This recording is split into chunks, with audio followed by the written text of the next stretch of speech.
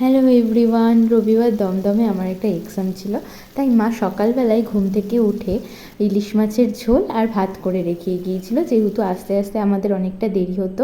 আর টিফিনের জন্য করে নিয়ে গিয়েছিল চাউমিন।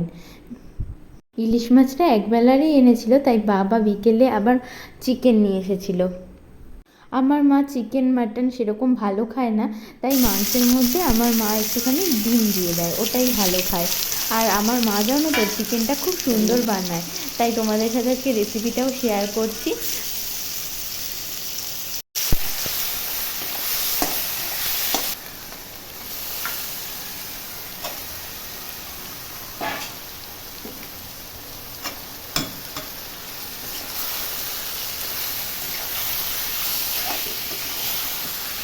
চিকেনের মধ্যে দই দিলে খেতে আরও বেশি ভালো লাগে, তাই আমরা চিকেনের মধ্যে একটু দই অ্যাড করে দিই।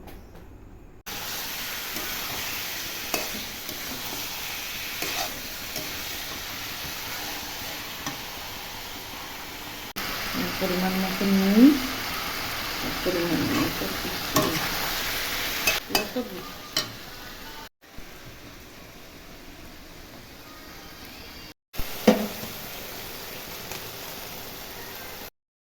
আমার বাড়ির সবাই যেহেতু ঝালটা একটু বেশি খায়, তাই আমরা শুকনো লঙ্কার গুঁড়োটা একটু বেশিই দিই।